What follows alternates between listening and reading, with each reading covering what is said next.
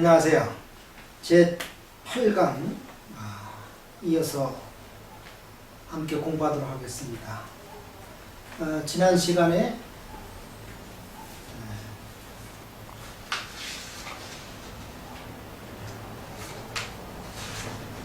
목회의 본질에 대한 말씀을 드렸고, 그리고 이어서 계속되는 말씀을 나누면서 목회의 여러 가지 요소 가운데 목회의 주체, 목회의 내용, 그리고 목회의 전달 방법에 대한 이야기를 드렸습니다. 오늘은 목회의 대상,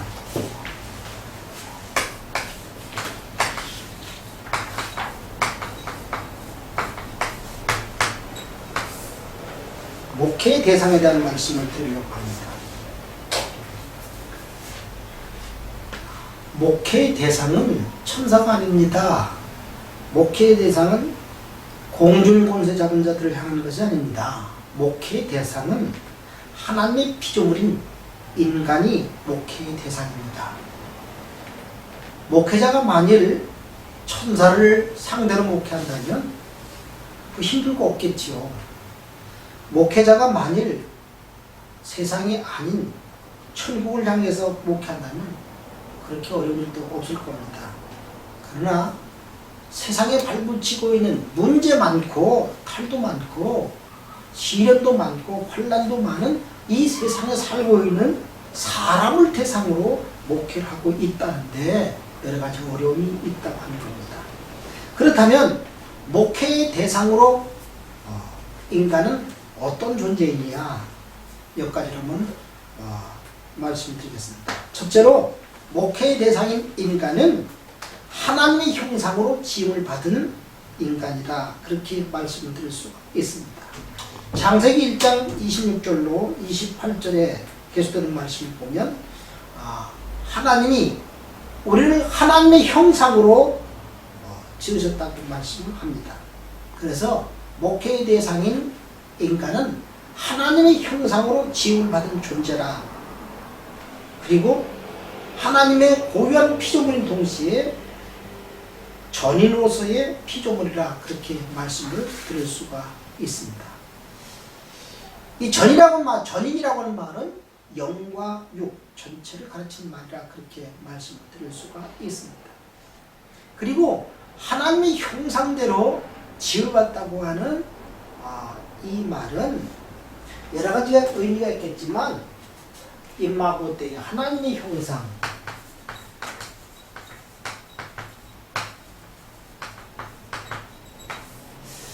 잠깐만 말씀을 드리고 넘어가겠습니다.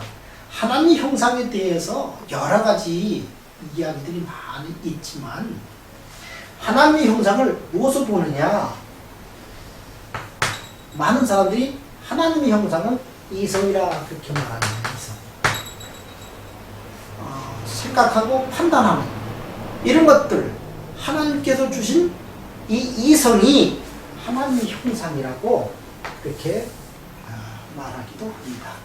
또 하나님의 형상은 양심이라고도 말합니다.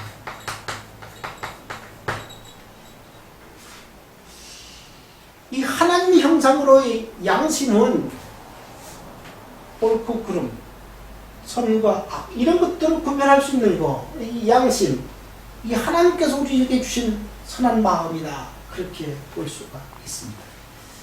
이게 바로 하나님의 형상 중에 하나이기 때문에, 이것 때문에 하나님을 생각할 수 있고 하나님 앞에 죄로서의 깨달음도 갖게 된다, 그렇게 볼 수가 있습니다. 그래서 목회의 대상인 인간은 어떤 존재이냐? 하나님의 형상으로 지음을 받은 완전한 인간이다, 이렇게 이야기를 합니다. 두 번째로 목회의 대상인 인간은 어떤 사람이냐? 여기 보면 죄로 인하여 전적으로 타락한 인간,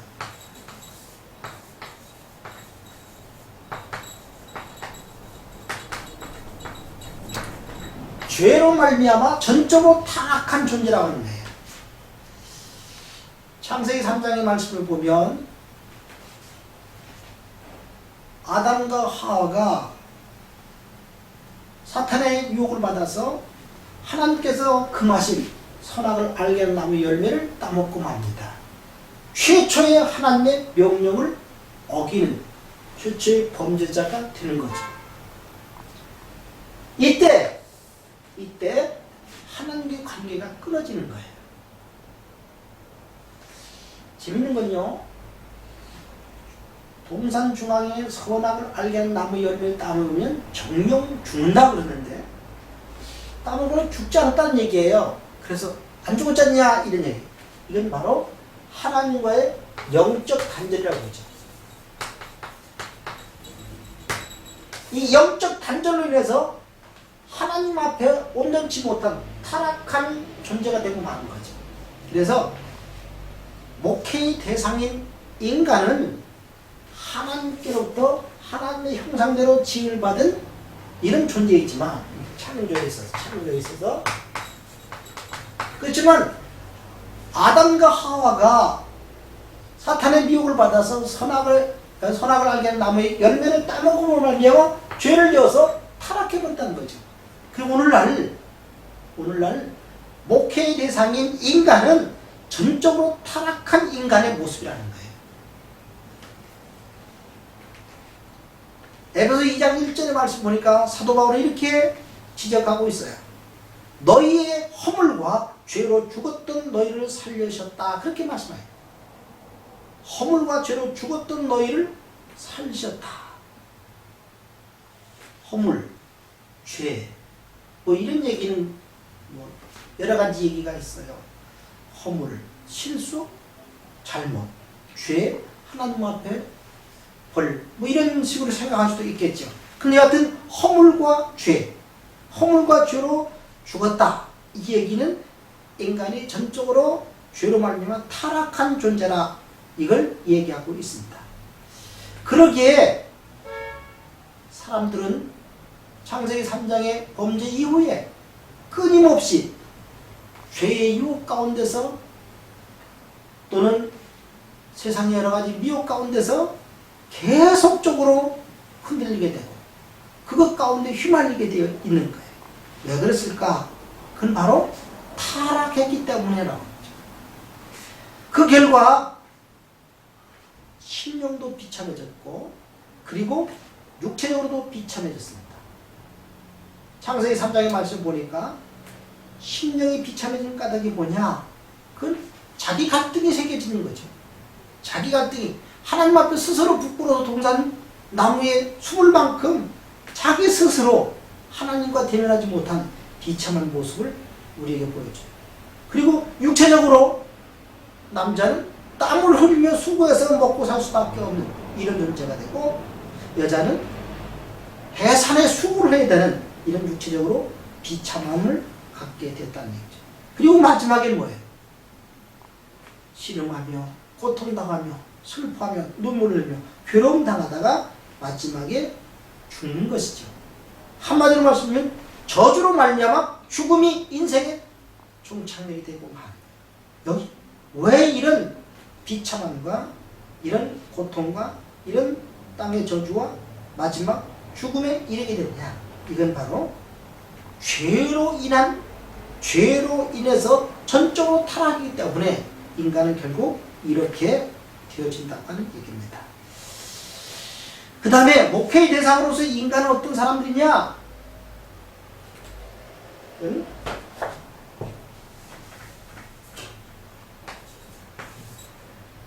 그리스도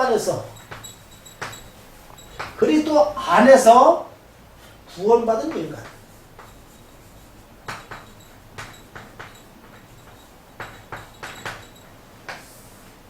예수 안에서 구원받은 인간이 목회의 대상이에요. 다시 말씀드리면 목회학이라고 하는 얘기가 뭐라세요? 목사가 교회에서 행하는 여러 가지 직무를 목회라고 한다면, 교회 그리스도 안에서 구원받은 인간이 모여있는 공동체가 교회란 말이죠. 그래서 그 목회의 대상이 누구냐? 그리스도 안에서 구원받은 인간이라는 얘기죠. 우리가 다 허물과 죄로 죽었어요. 다 죄인이에요. 로마서 3장 10절에 말씀하신 의인은 없나니 하나도 없다. 다 죄인이란 말이죠. 율법으로는 의롭다면 얻을 육체가 없다. 정말 비참한 거죠.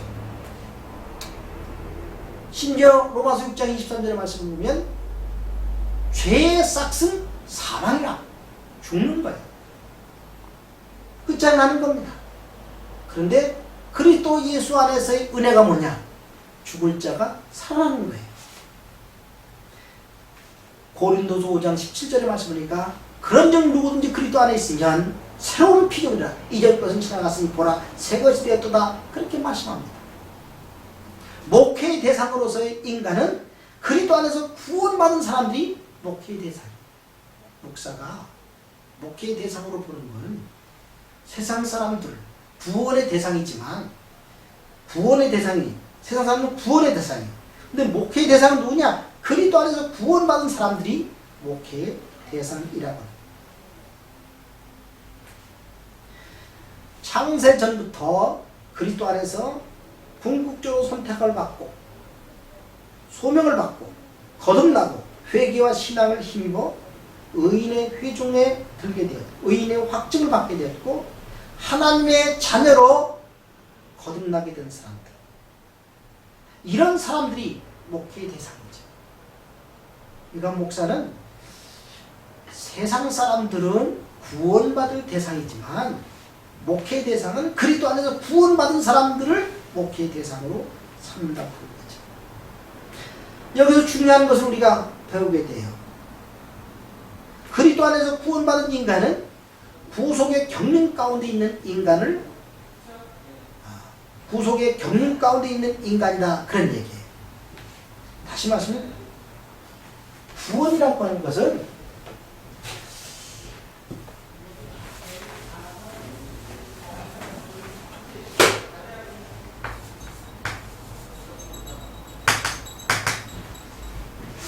이 구원에 대한 오해가 많이 있어요. 좀 더 우리가 구체적으로 생각해 볼 필요가 있어요. 한 번 구원은 영원한 구원이다. 한 번 구원은 영원한 구원이다. 이게 맞는 말 같기도 하고 틀린 말 같기도 해요. 심지어 한 번 선택받은 자는 결코 버리지 않는다. 그래서 이게 맞는 말 같기도 하고 틀린 말 같기도 해요. 이 구원에 대한 얘기를 좀 잘 좀 드려볼게요. 구원이라고 하는 건 한마디로 요약할 수 있는 문제가 아니에요. 혹시 여러분들이 어떻게 생각하시는지 모르지만 각자 생각하는 것이 약간 차이가 있을 수 있어요. 예를 들면 인간을 두 가지로 보는 수가 있어요. 육체와 영혼으로 보는 경우도 있고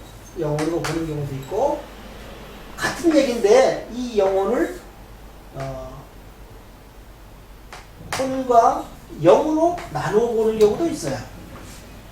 바울 서신을 잘 보면 영과 육으로 두 가지로 육체와 영혼이 두 가지로 나누는 경우도 있어요. 이거 이분설이라고 육체와 혼과 영과 혼과 육으로 나누는 거. 여러분 데살로니가서 4장의 말씀을 볼 것 같으면 분명히 거기 영과 혼과 육에 대한 말씀이 나와요. 그래서 3분법으로 나눈 경우도 있고 2분법으로 나눈 경우도 있습니다. 그러나 제가 편의상 영과 혼과 육에 대한 말씀으로 한번 생각해 보면 영, 혼, 육 이렇게 보면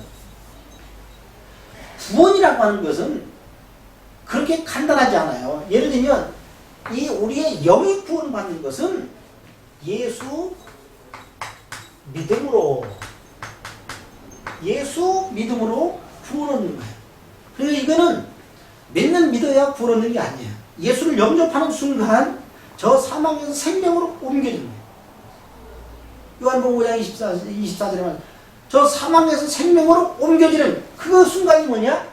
예수를 믿음으로 영이 구원받는 거예요. 그러니까 당신 구원받았어 그러면 내 영에 대한 구원은 내가 하는 게 아니에요. 2000년 예수가 십자가에 몸버려 피 흘려 죽으심으로 그 사실을 믿음으로 구원 얻는 거예요. 그러니까 이 영이 구원을 얻는 것은 내 수고나 내 노력이 전혀 아니라는 얘기죠. 이 혼에 대한 얘기가 나와요. 혼.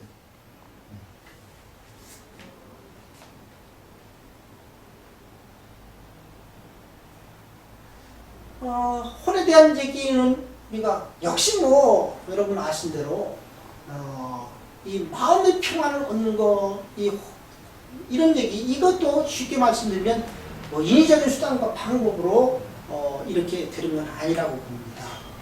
그러나 분명한 것은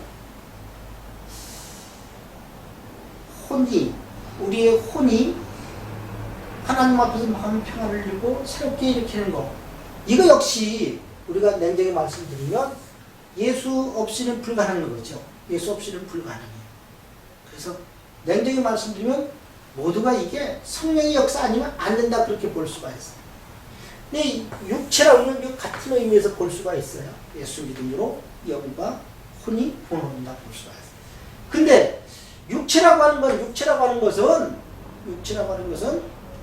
한마디로 말씀드리면 이건요, 이게 영원히 죽지 않는 것이 아니잖아요. 육체라고 하는 건 영원히 죽지 않는 게 아니란 말이죠. 다시 말하면 7, 80 동안 있는 동안만 우리가 강건하게 살다 가는 거죠. 그래서 육체의 구원은 쉽게 말하면 질병에서 고침받는 거, 고단한 육체가 쉼 얻는 거, 또 지치고 피곤한 육체가 다시 한번 샘을 없는 회복되는 거, 이런 것들이 육체의 구원이라고 볼 수도 있어요. 여하튼 구원이라고 하는 건 단순하게 한마디로 말씀드릴 수는 없다.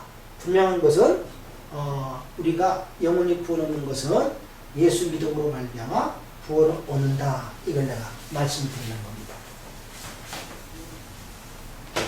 그래서 여기 목회의 대상으로서의 인간, 그 인간은 그리스도 안에서 구원받은 인간인데, 이 사람들은 바로 구속의 경륜 가운데 있는 인간이다. 이 구속이라고 하는 말은 값으로 주고 샀다, 그런 뜻입니다. 값으로 샀다. 값을 주고 샀다, 이런 거죠. 예를 들면 우리가 죄에서 구원 얻는 것은 예수님께서 십자가에 몸부를 피 흘려 돌아가시는 그 피 흘림을 값으로 주고 샀기 때문에 구원을 얻었다는 거죠. 그래서 구속의 경륜 가운데 있는 인간은, 우리 인간은 어떠냐? 연약할 때 기약대로 그리스도께서 경건치 않은 자를 위해서 죽으심으로, 연약할 때, 아직 죄인 되었을 때 그리스도께서 우리를 위해 죽으심으로 하나님께서 우리에게 대한 자기 사랑을 확증하셨다. 그리고 우리가 원수 되었을 때 그 아들의 죽으심으로 말미암아 하나님 더불어 화목해 되었다, 그렇게 말씀합니다. 그래서 여기 보니까 연약할 때, 죄인 되었을 때, 원수 되었을 때, 누가? 우리가 연약할 때, 우리가 죄인 되었을 때, 우리가 원수 되었을 때 그리스도께서 우리를 위해서 죽으심으로 결국 우리가 구원을 얻게 됐다고 하는 얘기입니다. 그런가 하면 그리스도 안에서 구속된 인간이라고 하는 말씀 속에서는 인간은 한 개인으로 독립적 존재라는 거예요.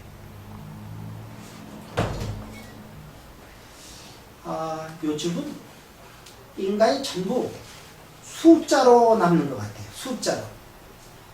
인격으로 남는 게 아니라 숫자로.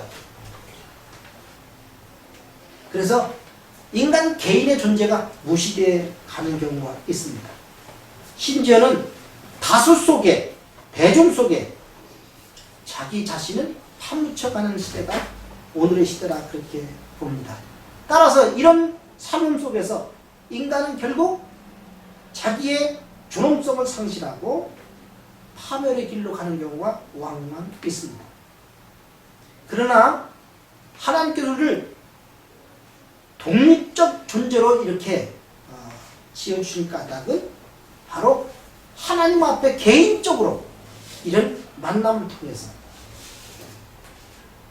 다시 말하면 하나님이 우리 각 개인의 영혼을 사랑하시는 그 깊은 관심으로 말미암아 우리가 하나님과의 관계를 맺게 되는데, 그런 와중에 우리는 어떻게 독립적인 존재로 있다고 하는 겁니다. 그런가 하면 우리 인간은 유기체적 인간이라 그런 얘기입니다.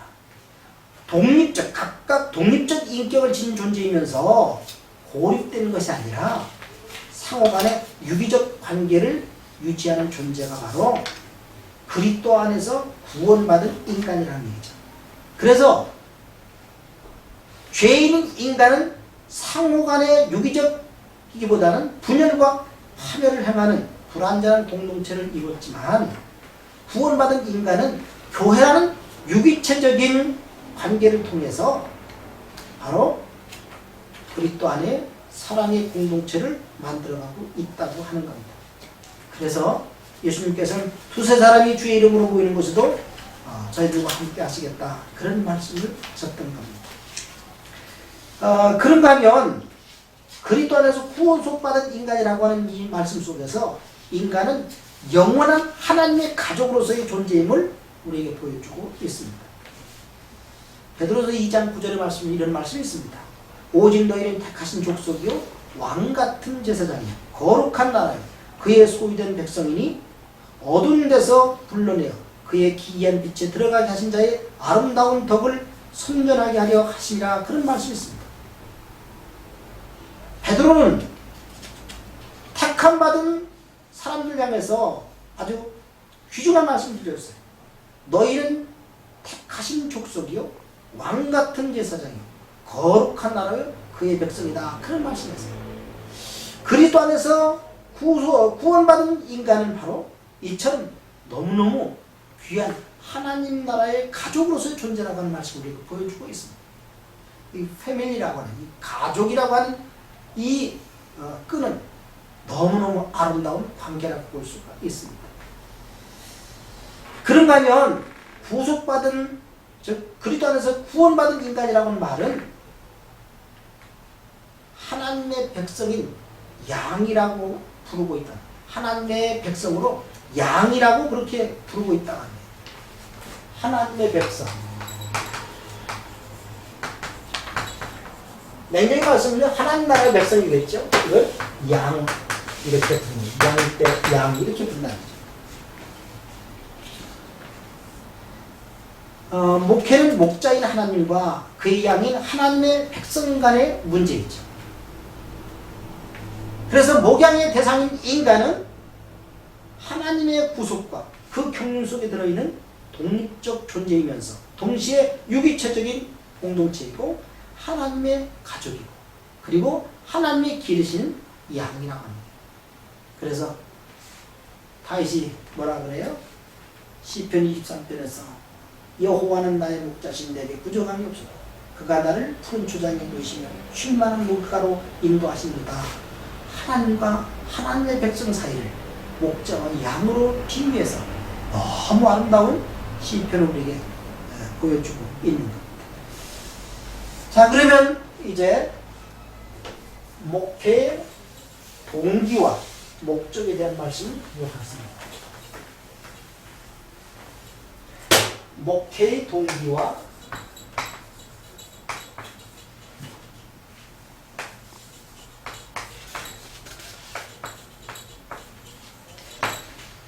목회의 동기와 목적. 목회의 가장 기본적인 동기가 뭐냐? 그 목적이 뭐냐 하는 얘기입니다. 가장 중요한 첫 번째는 목회의 동기와 목적은 영원 구원, 다시 말해 구령 운동입니다.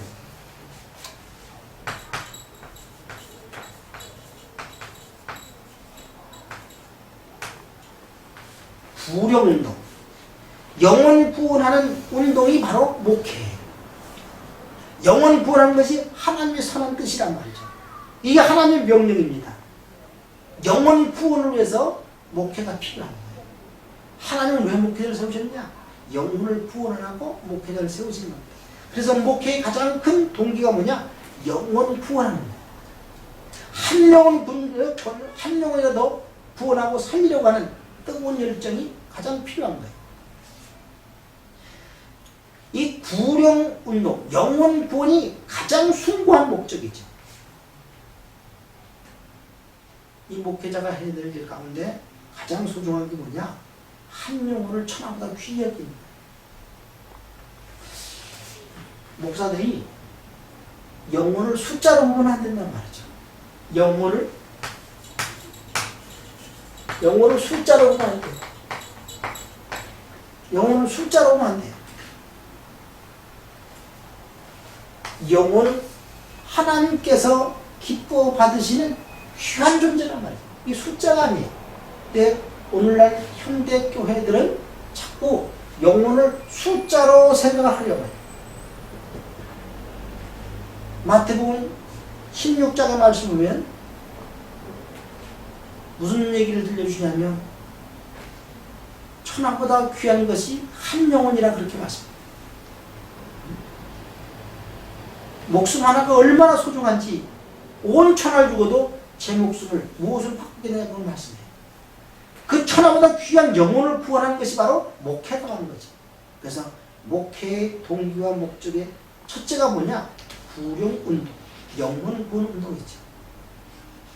아마 하나님께서 교회를 이 땅에 세우시면서 교회를 존속시킨 까닭이 뭐냐?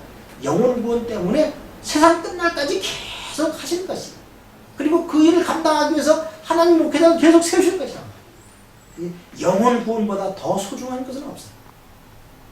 세상의 어떤 일과도 바꿀 수 없는 것이 바로 영혼 구원하는 일이다. 그렇게 볼 수가 있습니다. 그 다음에 목회의 동기 가운데 목적 가운데 두 번째가 뭐냐면 교회를 세우는 일이에요.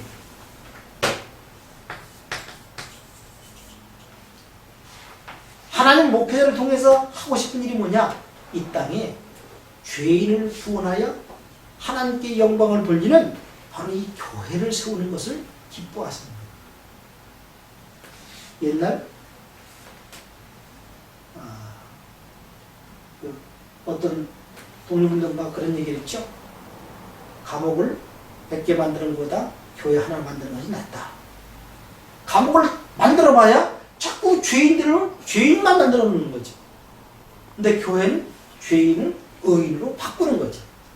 그래서 교회를 세우는 것이 이게 얼마나 소중한지 에베소 4장 11절로 13절의 말씀을 하나님께서 우리에게 귀한 직분을 주셨는데 선지자나 복음 전환자나 목사나 집사나 이런 직분을 주셨는데 이 직분 주신 까닭이 뭐냐? 그걸 그리스도의 몸인 교회를 온전히 하려고 직분을 맡기셨다. 그렇게 말씀합니다. 그래서 목회의 동기, 목적, 목회의 동기나 목적에 가장 중요한 게 뭐냐? 그건 바로 그리스도인 몸인 교회를 세우는 것이다. 그렇게 볼 수가 있습니다.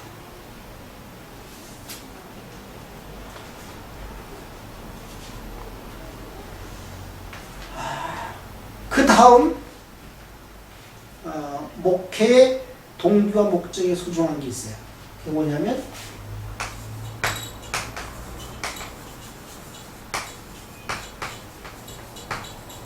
하나님은 왜 목회자를 세워서 목회를 하게 만드셨느냐? 하나님의 영광을 위해서, 하나님 영광을 받으시고자, 하나님의 위대한 구속의 경륜의 성취가 목회 사역의 목적이어야 한다. 그 말이에요. 다시 말씀드리면 하나님의 영광 때문에 그리스도께서 오셔야 했고 십자가를 지어야 했고 무덤에서 부활하셔야 했다고 하는 얘기입니다. 만일 하나님이 영광 받으시기 원하지 않았다면 허물과 죄로 죽었던 그리스도인들, 허물과 죄로 죽었던 인간을 살실 필요가 없는 거죠. 허물과 죄로 죽었던 인간을 살신 까닭이 뭐냐? 하나님께서 영광을 받으시기 위해서 그렇게 하셨다고 하는 거죠. 그러므로 목회자는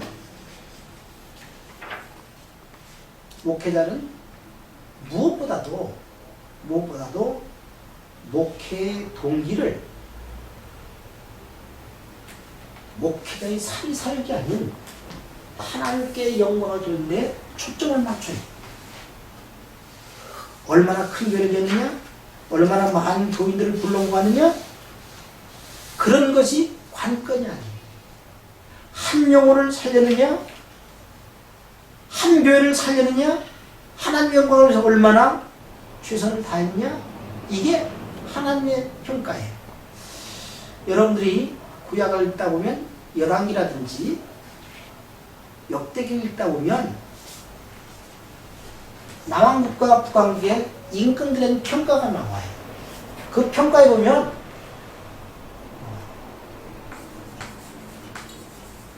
열왕기나 역대기에 왕들에 대한 평가는 전쟁에서 얼마나 적군을 물리쳤느냐, 얼마나 큰 업적을 남겼느냐, 그게 아니었어요. 왕들의 평가는 딱 하나였어요. 하나님 보시기에 선했더라, 하나님 보시기에 악했더라. 이게 하나님 평가의 기준이었어요. 아무리 큰 업적을 남겼다 할지라도 하나님 보시기에 악했더라 그러면 그건 악한 왕이에요. 아무리 일한 것이 보잘것 없어도 하나님 보시기에 선했다 그러면 그 왕은 하나님이 인정하시는 선한 왕인 거예요. 저는 구약의 열왕기를 역대기를 보면서 현대교회 목회자들도 하나님이 마지막 때에 평가하실 때 얼마나 영혼 구원에 불타서 목회를 했느냐, 얼마나 교회를, 주님의 몸된 교회를 뜨겁게 사랑하며 목회했느냐, 얼마나 하나님께 영광을 돌렸느냐, 이게 바로 목회자에 대한 마지막 평가가 아니겠는가, 이런 생각을 하게 됩니다. 그러기에 우리가 목회의 동기와 목적을 배우면서 할 수 있는 대로 마지막에 이런 질문에 확실한 답을 할 수 있도록 최선을 다해야 될 것이라고 생각합니다.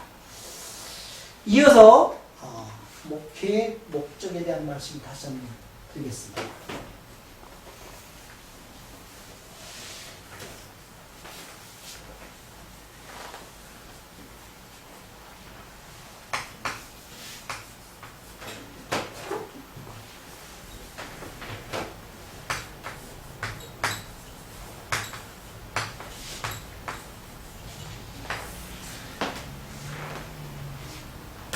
왜 목회하느냐?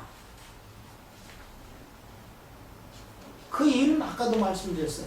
그 동기와 목적에 대한 얘기를 드렸는데, 거기 보시면 영혼 구원, 교회를 세우기 위해서, 하나님께 영광을 돌리기 위해서, 이런 기본적인 동기, 기본적인 목적에 대한 얘기를 드렸는데, 이 목회의 목적에 대한 얘기는 좀 더 구체적으로 말씀드리면, 왜 목회를 하냐? 왜 목회를 하냐? 아주 중요한 질문에 대한 답이 될 것입니다. 한마디로 디모데전서 3장 19절 말씀은 너로 하나님의 집에서 어떻게 행해야 할 것을 알게 하나니 이 집은 살아계신 하나님의 교회요 진리의 기둥과 터니라, 그런 말씀이 있습니다. 바울은 영감을 통해서 디모데에게 디모데의 얘기를 해준 이 디모데전서를 기록하는 목적을 밝히면서 하나님의 집에서, 즉 교회에서 어떻게 행해야 될 것인지 이걸 가르쳐줘요. 오늘 이 목회의 목적 가운데서 중요한 것, 왜 목회하느냐? 그 이유를 한번 생각해 본다면 몇 가지를 한번 살펴볼 수가 있습니다. 그 첫째가 뭐냐? 목회의 목적은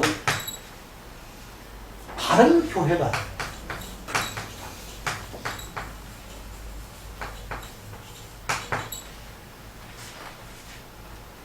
교회에 대한 바른 신앙관을 갖도록 하는데 그 목적이 있다, 그렇게 말씀을 드릴 수가 있어요. 교회가 어떤 것인가, 이걸 똑바로 알게 하는 거죠.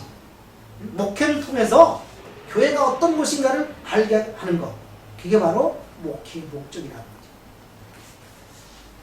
그럼 교회에 대한 우리의 생각은 어떠하냐? 첫째가 교회는 하나님의 집이다.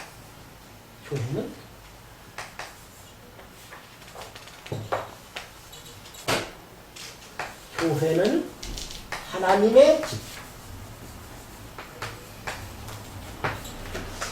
구약시대에 40년 동안 광야에서 이스라엘인들이 살 때 보면 모세를 통해서 하나님께서는 성막을 짓게 만드셨어요. 그 성막이 뭐 하는 곳이냐? 하나님이 죄 지은 이스라엘 백성들과 만나는 곳이고, 죄진 인간이 하나님께 제사 드리는 것이 바로, 다시 말하면 죄진 인간이 제사를 통해서 하나님과 만나는 것이 성막이었어요. 마찬가지로 이 신약시대에 와서 하나님과 만나는 것이 어디냐? 교회라고 하는 거죠. 그래서 교회는 하나님의 집이다. 이 하나님이라고 말씀을 드리면서 한두 가지 한번 생각을 본다면 이런 거예요. 교회를 가시적 교회와 눈에 보이는 가시적 교회와 불가시적 교회, 눈에 보이지 않는 교회 두 가지로 본다면, 가시적 교회는 눈에 보이는 예배당, 이 건물이죠. 예배당, 이게 교회라고 볼 수가 있어요. 예배당, 이 건물이에요. 건물. 근데 진정한 의미에서 가시적인 교회인 건물은 교회라고 볼 수가 없는 거죠. 불가시적이면 눈에 보이지 않는 교회, 이게 뭐냐면 그리스도는 살아계신 하나님의 아들이라고 마태복음 16장 16절 고백했던 베드로의 신앙 고백.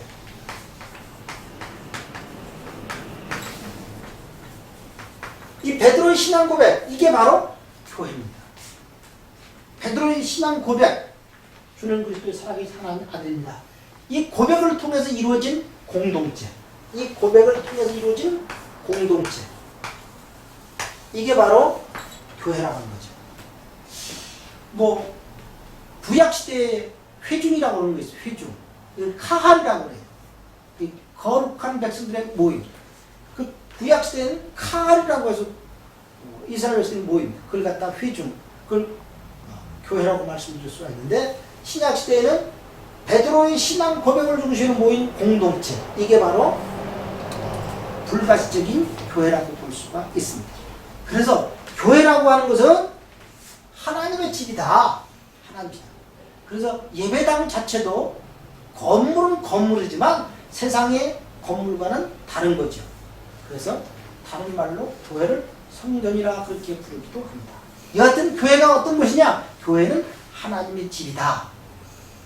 두 번째로 보면 교회는 살아계신 하나님의 교회이다. 교회는 살아계신 하나님의 교회. 교회는 살아계신 하나님.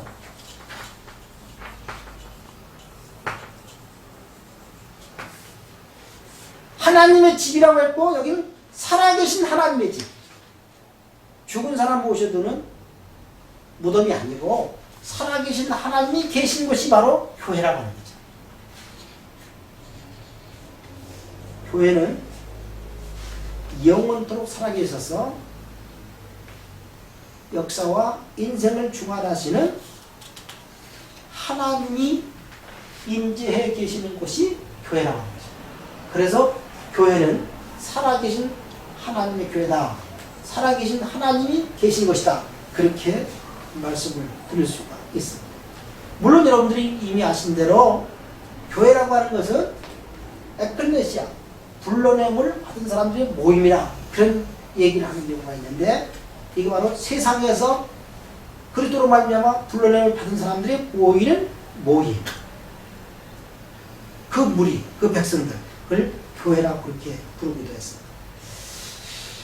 그렇게 하면 교회란 어떤 것이냐? 교회는 세 번째로 거기 보시면 교회는 진리와 진리의 기둥과 터다.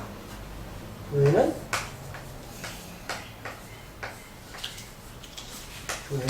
진리의 기둥과 터.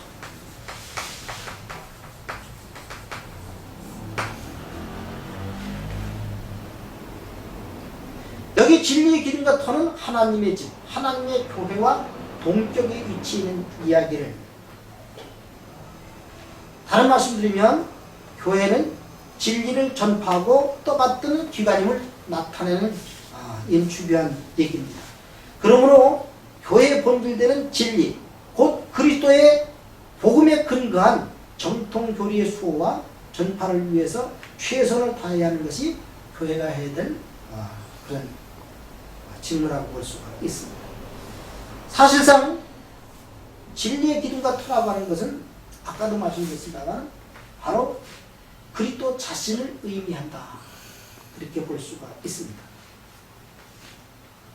진리라고 하는 것은 예수의 성육신과 십자가의 죽음과 부활, 승천, 그리고 보좌 우편에 앉으심, 이런 것들이 바로 진리의 핵심 내용이라 그렇게 볼 수가 있고, 이 진리가 하나님의 집, 교회의 기초고 그 집을 받드는 기둥이 된다, 그런 얘기입니다.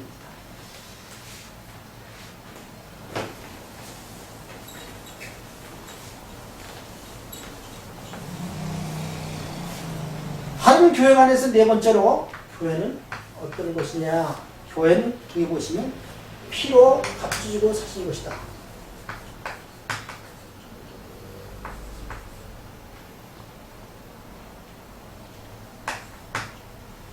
피로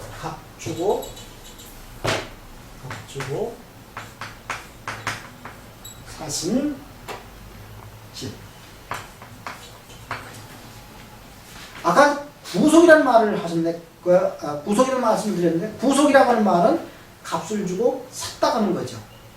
다시 말씀드리면 하나님의 교회는, 이 교회는 예수 그리스도께서 2000년 십자가에 죽으심으로, 피 흘리심으로 그 피값으로 말미암아 이 교회가 세워졌다는 거죠. 그래서 피로 값주고 사신 집이 교회다. 다시 말씀드리면 예수의 죽음이 없으면 교회는 존재하지 않는 것이죠. 그러므로 교회는 예수 그리스도의 터가 되고 기둥이 되는 하나님의 집에서 하나님의 부름을 받은 하나님의 백성들의 모이는 곳이 바로 교회다. 그렇게 말씀을 드릴 수가 있습니다. 지금까지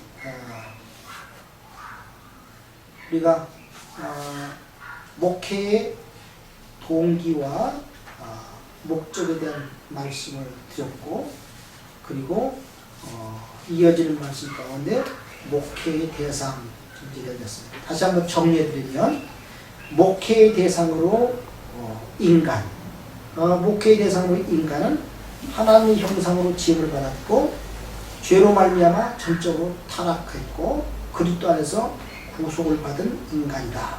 그리고 목회의 동기에 있어서 왜 하나님께서 우리에게 목회라고 하는 것을 하게 하셨느냐? 그 목회의 동기는 영혼 구원 운동, 부령 운동이고, 그리고 교회를 세우기 위함이고, 그리고 하나님이 영광을 받으시기 위함이다. 그렇게 말씀드렸습니다. 그리고 오늘 마지막 부분에 와서 목회의 목적에 대한 얘기를 드리면서 왜 하나님은 목회자를 목회를 하게 하느냐? 그 까닭은 바로 바른 교회관을 세우기 위함이다. 그 바른 교회관 가운데 교회가 어떤 것이냐? 교회는 하나님의 집이다. 교회는 살아계신 하나님의 교회이다. 교회는 진리의 기둥과 터다. 그리고 교회는 피로 값주시고 사신 집이다. 이런 얘기를 드렸습니다. 특별히 우리가 꼭 기억해야 될 것은, 교회는 거저되는 것이 아니라 2000년 전에 십자가에 죽으신 주님의 피로 된 것 같이 오늘날 교회는 성도들의 땀과 눈물과 희생이 없이는 결코 교회가 세워질 수 없다는 사실을 알고, 우리가 교회를 섬길 때 정말 교회를 위해서 땀과 눈물과 희생을 아끼지 않는 이런 목회자들이 되어져야 되겠습니다. 감사합니다.